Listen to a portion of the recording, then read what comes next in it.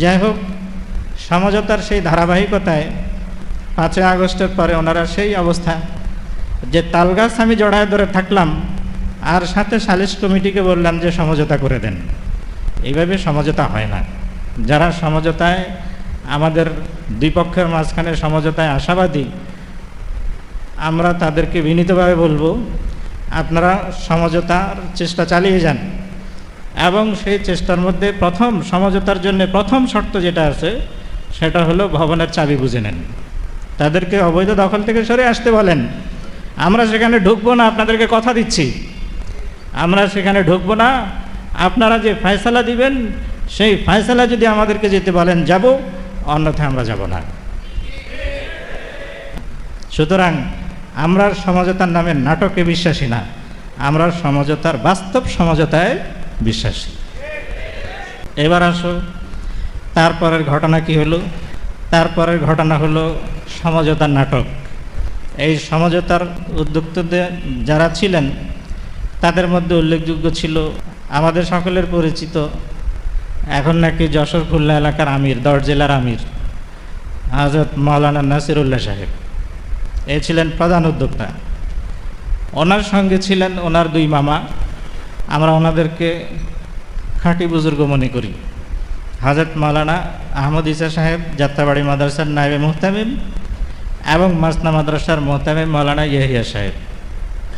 এনাদের ইখলাসের ব্যাপারে আমাদের কোনো প্রশ্ন নাই। আর চতুর্থ এর মধ্যে যুক্ত ছিলেন বসিলা এলাকার হাফেজ ইয়াকুব সাহেব। এই হাফেজ ইয়াকুব সাহেব, এই 4 জনকে আমরা প্রধানত সমন্বয়ক মনে করি। ওনারাই মধ্যস্থতা করেছেন। ওনাদের মধ্যস্থতায় সমঝোতার জন্যে কয়েকবার চেষ্টা করা হয়েছে। 1 নম্বর প্রশ্ন তো হলো যে ওনারা সমঝোতার জন্যে আগেও একবার চেষ্টা করছেন।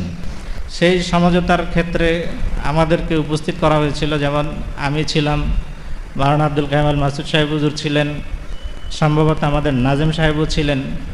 আমরা ছিলাম একদিকে, আর অপর দিকে ওনারা ছিলেন আশরাফুজ্জামান সাহেব, মাওলানা মাহফুজুল্লাহ সাহেব, ওনারা ছিলেন। এটা ঠিক তারিখটা করতে হবে 7-8-এর দিকে। তো তখন ওনারা সেখানে অবৈধ দখলে বর্তমান, ওনারা সমঝোতার জন্য আলাপ আলোচনা কিছুটা করছিলেন। যেই প্রশ্নে গিয়ে সমঝোতাটা বাধাগ্রস্ত হয় সেখানে হয় যে সমঝোতার জন্যে কি প্রয়োজন, প্রথম শর্তটা কি। সেই শর্ত ছাড়াই যদি নাকি সমঝোতার জন্য চেষ্টা করা হয়, সেই সমঝোতা তো কোনো দিন ফলপ্রসূ হবে না। কথার কথা, একটা মসজিদ, সেই মসজিদে ইমাম, মুয়াজ্জিন, খাদেমের একটা স্টাফ আছে। সেই স্টাফদের মধ্যে থেকে কর্তৃপক্ষ কোনো কারণে দেখা গেল অনিবার্য কারণে, সঙ্গত কারণে ওখানে ইমাম সাহেবকে কিংবা খতিব সাহেবকে অব্যাহতি দিয়ে দিল। দেওয়ার পরে কিছুদিন পরে এই খতিব সাহেব জানাকে অব্যাহতি দিয়ে দেওয়া হলো। উনি কোনো এক সুযোগে এসে আরও 2-1 স্টাফ নিয়ে এসে মসজিদের স্টাফ বনে গেলেন। আর বাকি যারা ছিলেন ইতিপূর্ব থেকে কমিটি কর্তৃক, পরিচালনা পরিষদ কর্তৃক নিয়োজিত, ওনাদেরকে সেখান থেকে বের করে দিল। বের করে দিয়ে মসজিদের ভিতরে থেকে খালি সমঝোতার আহ্বান করতেছে। তো এই সমঝোতার আহ্বানটা কি সঠিক? সঠিক না। বরং যদি সমঝোতার ক্ষেত্রে মুখলেস হয়ে থাকেন তাহলে ওনাদের উচিত হবে, যাদের মাধ্যমে সমঝোতা প্রার্থনা করছেন, চাচ্ছেন, এই সমঝোতা যাদের কাছে চাইছেন, এই যে মাওলানা সাদি সাহেব একজন আছেন আমার ধারণায়, ওনাদের কাছেও বলছেন যে সমঝোতা করে দেখ। আমি ওনাকেও বলছি, আরও যে সমন্বয়ক যারা মাঝখানে ছিলেন তাদেরকে বলছি যে সমঝোতার জন্য জরুরি ছিল যে তারা ওনাদের হাতে চাবি টাবি বুঝাই দিয়া নিজেরাও সেখান থেকে দখল থেকে সরে আসবে। মাদ্রাসাটা তখন যারা সমঝোতার উদ্যোগ নিয়ে রাখছেন, যারা দায়িত্ব নিয়েছেন, তাদের হাতে থাকবে। এরপরে যারা এই সালিশ কমিটি সমঝোতা করতে চাচ্ছেন তারা 2 পক্ষের দাবি দেওয়া গ্রহণ করবেন, শর্ত শরায়েত দেখবেন, দেখার পরে যেটাকে তারা বাস্তব মনে করবেন এবং ন্যায্য মনে করবেন সেই অনুযায়ী ফয়সালা দিবেন। এবং যাদের পক্ষে ফয়সালা যাবে তারা সমঝোতা কমিটির পক্ষ থেকে চাবি নিয়ে সেই ভবনে ঢুকবে। এটাই তো কথা, নাকি? এটা কখনোই করা হয়নি। এমনকি 2021 সালে 19 জুলাই যখন নাকি ম্যাজিস্ট্রেটের চিঠি পাওয়ার পর ওনারা ম্যাজিস্ট্রেট আসার আগেই যখন চলে যাচ্ছেন, তখনও যেই মেন গেটের মধ্যে তালা লাগায় দিয়া ওনারা ভিডিও বার্তা দিলেন, সেখানে ছিল যে আমরা সর্বজন শ্রদ্ধেয় আলেম ব্যাফাকের চেয়ারম্যান সভাপতি, আমরা যাত্রাবাড়ির হুজুরের হাতে চাবি বুঝিয়ে দিব এবং উনি যে ফয়সালা করবেন সেটাতে রাজি হব। এই কথা বলে কিন্তু চলে গেলেন, মোটামুটি মর্ম এরকম ছিল। এখানে যখন ম্যাজিস্ট্রেট আসলো, ম্যাজিস্ট্রেট যাত্রাবাড়ি হুজুরের নাম্বার নিয়ে যাত্রাবাড়ি হুজুরের সঙ্গে যোগাযোগ করলো, আপনার কাছে চাবি দিয়েছে কিনা? হুজুর বললেন আমার কাছে কোনো চাবি টাবি আসে নাই। মানে শুধু খালি ভিডিওর মধ্যেই সীমিত ছিল, এখানকার এই বক্তব্যের মধ্যেই সীমিত, অন্যথায় যাত্রাবাড়ি হুজুরের কাছে চাবি কিন্তু দেওয়া হয় নাই। তার আগের রাত্রে কিংবা তার আগের রাত্রে 2-1 রাত্র আগে আমরা শুনেছি গহরডাঙ্গার রুহুল আমিন সাহেব এবং বসুন্ধরার মার্কাজ শায়েখ জাকারিয়ার মুফতি মিজানুর রহমান সাইদ সাহেবের মাধ্যমে ওনারা আমিরুল উলামার কাছে গিয়েছিলেন যে এটার একটা ফয়সালা হোক। তখনও তো ওনাদের কাছে চাবি হস্তান্তর করতে পারত, চাবি দিয়ে আসে নাই তো। আর ছড়ানো হয়েছে যে যাত্রাবাড়ির হুজুরকে নাকি তারা কি করছে, সমঝোতার জন্য বলছে, যাত্রাবাড়ির হুজুর আমাদেরকে ডাকছে, আমরা সাড়া দেই নাই। কথাটা সম্পূর্ণরূপে মিথ্যা। যাত্রাবাড়ির হুজুরকে তারা এই ধরনের দায়িত্ব দিয়েছে বলে আমরা জানি না, আর আমাদের পক্ষকে ডাকা হয়েছে এটা তো মোটেও না, মোটেও না। যাই হোক, সমঝোতার সেই ধারাবাহিকতায় 5ই আগস্টের পরে ওনারা সেই অবস্থা যে তালগাছ আমি জড়ায় ধরে থাকলাম আর সাথে সালিশ কমিটিকে বললাম যে সমঝোতা করে দেন। এইভাবে সমঝোতা হয় না। যারা সমঝোতায় আমাদের দুই পক্ষের মাঝখানে সমঝোতায় আশাবাদী, আমরা তাদেরকে বিনীতভাবে বলবো আপনারা সমঝোতার চেষ্টা চালিয়ে যান এবং সেই চেষ্টার মধ্যে প্রথম সমঝোতার জন্য প্রথম শর্ত যেটা আছে সেটা হলো ভবনের চাবি বুঝে নেন। তাদেরকে অবৈধ দখল থেকে সরে আসতে বলেন। আমরা সেখানে ঢুকবো না, আপনাদেরকে কথা দিচ্ছি, আমরা সেখানে ঢুকবো না। আপনারা যে ফয়সালা দিবেন সেই ফয়সালা যদি আমাদেরকে যেতে বলেন যাব, অন্যথায় আমরা যাব না। আপনারা সমঝোতা করেন, দেখেন এই শর্ত পূরণ করে কিনা। কি সমস্যা? কোনো সমস্যা আছে এই শর্ত পালন করতে? আমরা তো ওনাদের হাওলা করে দিলাম। যাত্রাবাড়ির হুজুর এই গত রফিকুল্লাহ সাহেব যেদিন ইন্তেকাল করলেন তার পরের দিন বেফাকের খাস কমিটির মিটিং হয়েছে অক্টোবর। তো এই 9 অক্টোবরে খাস মজলিস হলো। সেই খাস মজলিসে আমরা শুনতে পারছি যে মধুপুরের পীর সাহেব হুজুরের প্রস্তাবে সেখানে একটা সাব কমিটি করা হয়েছে এই জামিয়া রহমানিয়ার মামলাকে নিষ্পত্তি করার জন্যে। সেই সাব কমিটিতে 7 সদস্য বিশিষ্ট কমিটি, যাত্রাবাড়ির হুজুর আছেন, মধুপুরের পীর সাহেব হুজুর আছেন, সাজিদুর রহমান সাহেব আছেন, তারপরে মুসলিউদ্দিন রাজু এবং মুফতি সাহেব হুজুর, আর আছেন হলেন ওবায়দুর রহমান খান নদভী এবং আছেন মৌলানা মাহফুজুল্লাহ সাহেব। এই সাব কমিটি মুফতি সাহেব হুজুর এবং মাহফুজুল্লাহ সাহেব তো ওনাদেরকে রাখা হয়েছে 2 প্রতিষ্ঠানের নুমায়েন্দা হিসাবে। আর বাকি যারা আছেন আমরা তাদেরকে পরিপূর্ণভাবে তাদের উপরে আস্থাশীল। আমরা এখনও বলি যারা সমঝোতার চান, উদ্যোগ নিচ্ছেন, এই বসিলা এলাকাবাসী হোক কিংবা আমাদের এই সাবেক ফজলারা হোক, আপনারা বলেন যে আপনারা ওই সাব কমিটির হাতে চাবি বুঝাই দিয়ে আসেন। বেফাকের সেই সাব কমিটির হাতে চাবি বুঝাই দিয়ে আসেন। বুঝাই দিয়ে আসার পরে 2 পক্ষ থেকে বয়ান নেন এবং 2 পক্ষ থেকে তাদের কি শর্ত শরায়েত এবং তাদের কি দলিল দস্তাবেজ আছে সেগুলো পর্যবেক্ষণ করেন।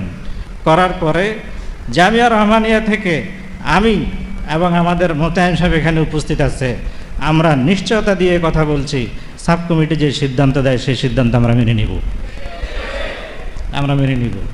সুতরাং আমরা সমঝোতার নামে নাটকে বিশ্বাসী না, আমরা সমঝোতার বাস্তব সমঝোতায় বিশ্বাসী।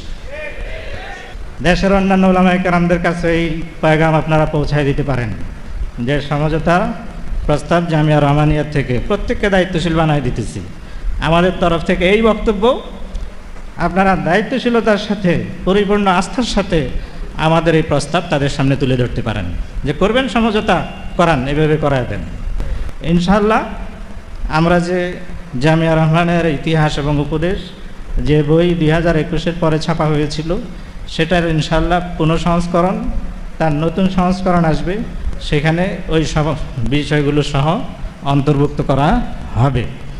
সেখানে যে সমঝোতার কথা বলা হয়েছিল সেই সমঝোতার প্রতি শ্রদ্ধা পোষণ করে, যদিও সেখানে সেই প্রথম শর্তই ছিল না, কিন্তু তারপরেও সেই সমঝোতার প্রতি আগ্রহী হয়ে আমাদের দুই মুরব্বী এবং সেখানে আমি ছিলাম, আমাদের হাজারী সাহেব ছিলেন, মানিকগঞ্জি হুজুর ছিলেন, আমরা সেই সমঝোতার ডাকে সাড়া দিয়ে গিয়েছিলাম।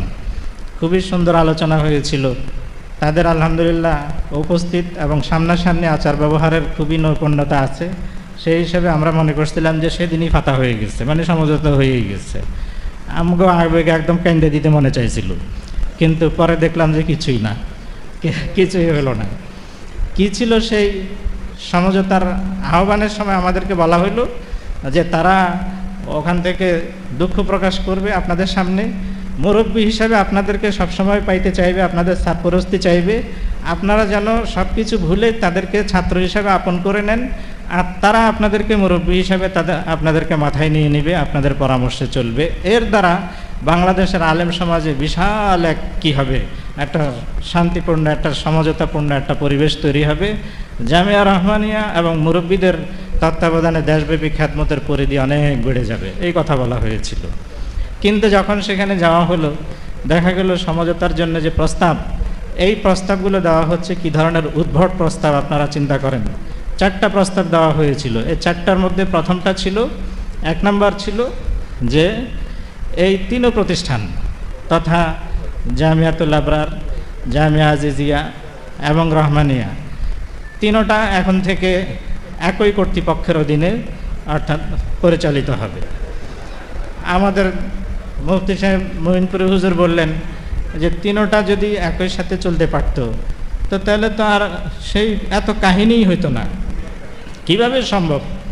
তোরা করস মাঠের রাজনীতি, যে বিষয় নিয়ে দ্বন্দ্ব সেটাতে তো আছোছি তোরা, আর আমরা এই সমস্ত রাজনীতি, ছাত্রদেরকে রাজনীতিতে ব্যবহার করা, এইসব বিষয়কে আমরা ক্ষতিকর মনে করি। এখন কেউ রাজনীতি প্রিয় আর কেউ এই প্রচলিত রাজনীতির সাথে সম্পৃক্ত না, এটাকে ক্ষতিকর মনে করে। তাহলে এই 2 মেজাজ নিয়ে একসাথে এই প্রতিষ্ঠানগুলো কি করে চলবে?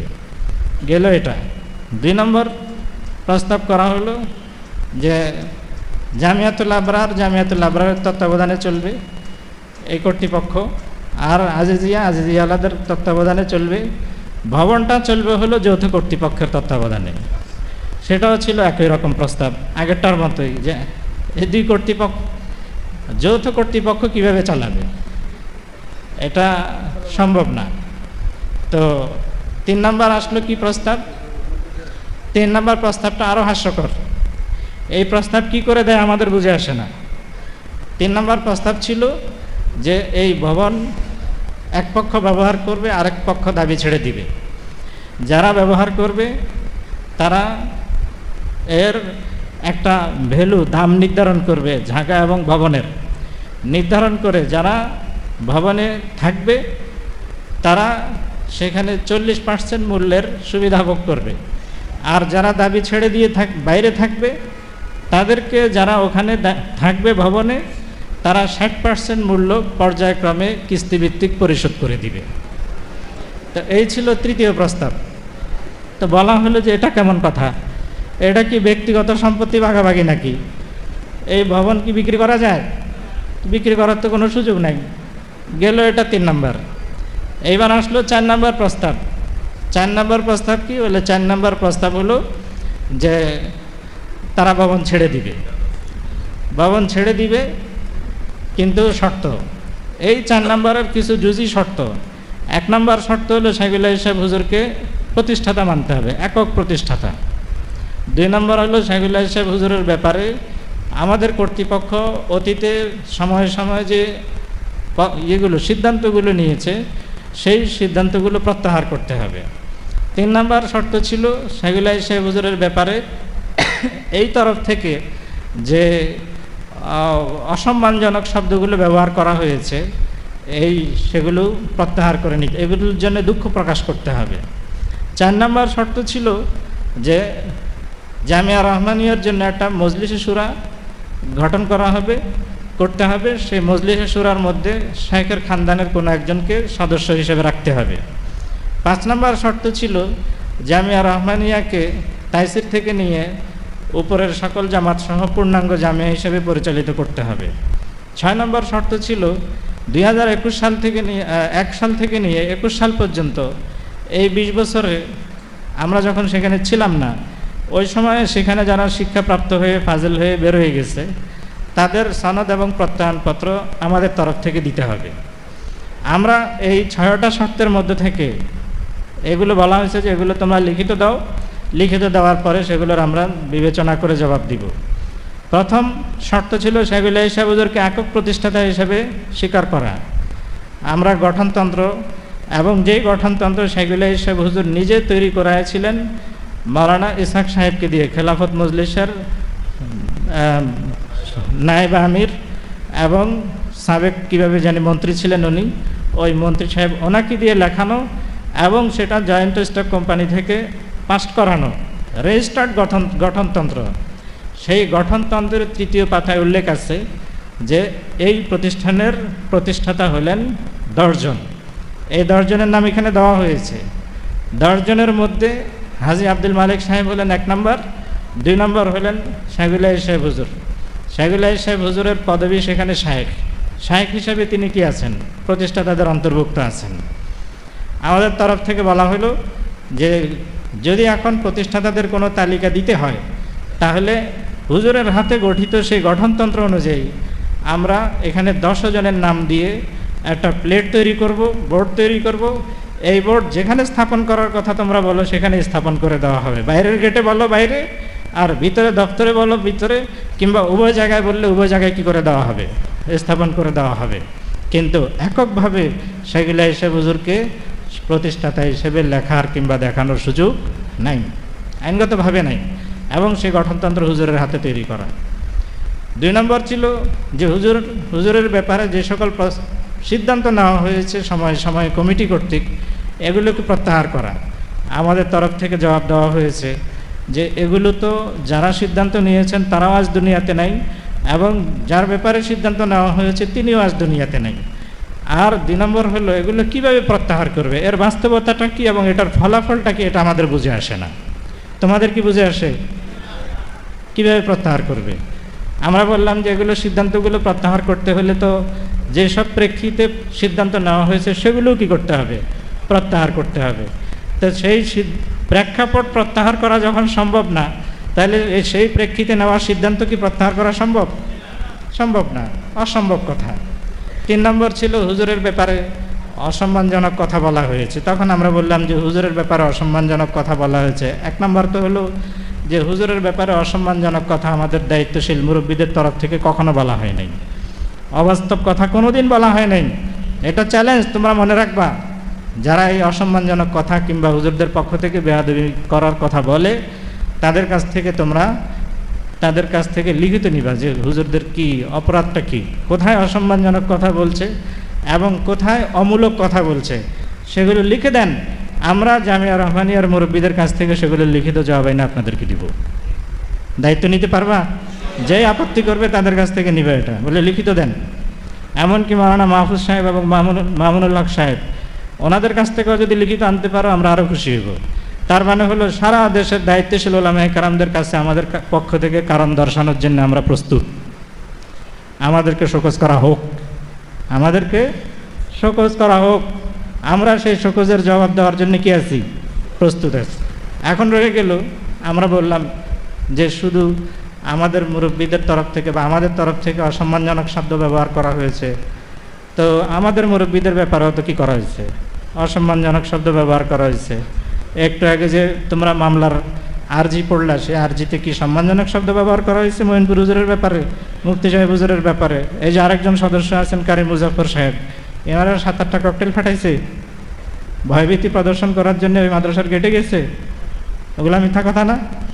তো এইসব অসম্মানজনক শব্দ, তো এগুলো তো প্রত্যাহার করতে হবে। দুঃখ যদি প্রকাশ করতেই হয় তাহলে 2 তরফ থেকে প্রকাশ করতে হবে। আমাদের এই জবাবটা ঠিক ছিল? ঠিক ছিল। তারপরে আসো 4 নম্বর বলছিল যে মজলিসে শুরায় তাদেরকে একজন সদস্য হিসেবে রাখতে হবে। আমরা বললাম যে হুজুরের উপস্থিতিতে প্রতিষ্ঠাকালীন সময়ে গঠিত গঠনতন্ত্রের মধ্যে মজলিসে শুরার কোনো কথা নাই। এই গঠনতন্ত্রের মধ্যে এখন যদি আমরা মজলিস শুরা গঠিত করতে যাই, তাহলে কি লাগবে? সাধারণ পরিষদে, পরিচালনা পরিষদ থেকে সাধারণ পরিষদে প্রস্তাব আসতে হবে এবং সেই প্রস্তাব সাধারণ পরিষদে গৃহীত হইতে হবে। তারপরে যদি হয় এমনভাবে, তাহলে আমরা ওনাদের পরিবারের কোনো একজনকে, তারা যাকে মনোনীত করবে তাকে সদস্য হিসেবে নিব ইনশাআল্লাহ। ঠিক আছে জবাব? তারপরের প্রস্তাব ছিল জামিয়া রহমানিয়াকে তাইসির থেকে নিয়ে শেষ পর্যন্ত পূর্ণাঙ্গ জামিয়া হিসেবে পরিচালনা করা। বললাম একদম সহজ কথা, এখানে আমাদের ভবিষ্যৎ পরিকল্পনা এটা আছে যে এই প্রতিষ্ঠানকে একেবারে শুরু থেকে শেষ পর্যন্ত পূর্ণাঙ্গ সব জামাত এখানে কি করা হবে? চালু রাখা হবে। 6 নম্বর প্রস্তাব ছিল তাদের ওই ছাত্রদের সনদ এবং প্রত্যয়নপত্র। বলছে খুবই সহজ কথা, তারা যার ব্যাপারে প্রত্যয়নপত্র দিতে বলবে এখান থেকে প্রত্যয়নপত্র দিয়ে দেওয়া হবে। এই যে তাদের প্রস্তাবগুলোর আমরা জবাব দিলাম, সেই জবাবে কোথাও কি অযৌক্তিকতা আছে? কোনো অযৌক্তিকতা নেই, কিন্তু এরপরে অদৃশ্য কারণে আর সেটা আগে বাড়ে নাই। সর্বশেষ সমঝোতা কর্তৃপক্ষ আমাদের কাছ থেকে যখন আবারও আমাদের মুরব্বীদের কাছ থেকে সময় নিয়েছিল এবং তারিখ ঠিক করে দিয়েছিল যে অমুক তারিখের মধ্যে আমরা আবার তাদেরকে নিয়ে বসবো, আমাদের মুফতি সাহেব হুজুর মঈনপুর হুজুর ওনারা বলছেন যে অবশ্যই, এবং সেই বসা কোথায় হইতে পারে? আমাদের মুরব্বীরা আন্তরিকতা দেখানোর জন্য বলেছিলেন যে তার স্থান মুফতি সাহেব হুজুরের খানকায় হইতে পারে, তার মানে আমাদের ঘরেও হইতে পারে, কোনো সমস্যা নেই, আমরা সমঝোতায় কি আগ্রহী। আর যদি এখানে না আসে তাহলে হাফেজ ইয়াকুব সাহেবের বাসায় প্রথম বৈঠক যেখানে হয়েছিল সেখানে হইতে পারে। কিন্তু এরপরে আর কোনো জবাব আমরা সমঝোতা কমিটির পক্ষ থেকে শুনি নাই। যতবারই ফোন দেওয়া হয়, আমরা বহুবার যোগাযোগ করছি ওনাদের সঙ্গে, যতবারই ফোন দেওয়া হয় বলে যে ওনারা অমুক জায়গায় আছে, অমুক নাই, তমুক নাই, এই সব কথা। ইতিমধ্যে এই যে সমঝোতার কথাগুলো চলতেছিল, ইতিমধ্যে এক দুঃখজনক ঘটনা ঘটল। এটা তো দখলের পরবর্তী সময় থেকে শুরু হলো। এর মাঝখানে ঘটনা কি ঘটল যে 5 আগস্টে দখল করলো, তার মধ্যে 22 আগস্টে আমাদের কর্তৃপক্ষের তরফ থেকে নিয়ম অনুযায়ী ওয়াকফ প্রশাসনের চিঠি দেওয়া হলো যে আমাদের এই ভবন অবৈধ দখল হয়ে গেছে, এটাকে অবৈধ দখল মুক্ত করে দেওয়া হোক। কিন্তু দেখা গেল যে 28 আগস্টে ওনাদের তরফ থেকে একটা আবেদনপত্র দাখিল করা হলো, যেই আবেদনের প্রত্যেকটা লাইন শতভাগ মিথ্যা কথা, শতভাগ মিথ্যা কথা। এই আবেদনপত্রের হুবহু কপি তোমাদের এই পুস্তিকার মধ্যে স্ক্যানিং করে দেওয়া হয়েছে। কেন দেওয়া হলো? যে এটা দেখাও, দেশের আলেম সমাজের কাছে দেখাও যে এর মধ্যে কোনো লাইন সত্য আছে কিনা। এত মিথ্যা এরকম আবেদনপত্রের কি প্রয়োজন?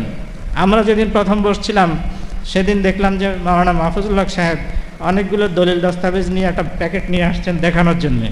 তা আমরা বললাম যে এত দলিল দস্তাবেজ থাকলে লাঠি ছোটা নিয়ে ঢোকার কি দরকার ছিল? এগুলো নিয়ে আসলেই তো হইতো। তো এগুলো নিয়ে কখনো আসে নাই। তো আমাদের আবারও প্রশ্ন যে এত দলিল দস্তাবেজ যদি থেকে থাকে, তাহলে এই ওয়াকফ প্রশাসনে আবেদনের ক্ষেত্রে সেগুলোর হাওলা না দিয়া সারাসার মিথ্যা কথা বলার কি দরকার ছিল? ওগুলোর হাওলা দিলেই তো হইতো যে আমরা অমুক সালে কি পাইছি, রায় পাইছি, অমুক সালে রায় পাইছি, সুতরাং আমাদের কি করা হোক, এগুলো করা হোক। কিন্তু করা তো হলো না, করা তো হয় নাই, নিয়ে আসছে কি সারাসার মিথ্যা কথা। এখন তোমাদের জন্য আমরা করণীয় হিসাবে কয়েকটা কথা বলবো যে তোমরা দেশের যদি সম্ভব হয় দেশের নির্ভরযোগ্য দারুল ইফতা, বিশেষ করে যে সকল দারুল ইফতার আহলে দারুল ইফতা যারা কি করছেন আমাদের এই 2021 সালে সেখানে আইনিভাবে শান্তিপূর্ণভাবে যাওয়া নিয়ে প্রশ্ন তুলেছিলেন, তাদের কাছে প্রশ্ন করো এই ওয়াকফ প্রশাসনের আবেদন এটা দিয়ে যে এই আবেদনের প্রেক্ষিতে যারা দায়িত্ব পাইছে তারা কি অধিকার জায়েজভাবে পরিচালক হইতে পারে কি না, এবং যারা এই মিথ্যা আবেদনপত্রে স্বাক্ষর করলো এই কমিটিতে অন্তর্ভুক্ত আছে তাদের আদালত ঠিক থাকে কি না, এই মিথ্যা আবেদনপত্র থেকে যেখানে তারা দিয়েছে সেখানে আবার পাল্টা তার প্রত্যাহার করা এবং তওবা করা ছাড়া তাদের আদালত ঠিক থাকে কি না, এই প্রশ্ন তোমরা করবা। 2 নম্বর বিষয় যে সমঝোতার কথা যেটা আগেও বলা হয়েছে যে আমরা এখনও সমঝোতার জন্য তৈরি আছি, কিন্তু সমঝোতার প্রথম শর্ত সেটা হলো যে ভবন খালি করে দিয়ে যাদেরকে এখন দায়িত্ব দেওয়া হয়েছে ব্যাপক খাস কমিটি গঠিত, সেই সাব কমিটি ওই সাব কমিটির হাতে চাবি বুঝায় দেখ, এরপরে আমরা তাদের যে সিদ্ধান্ত আছে সেই সিদ্ধান্ত মেনে নিব।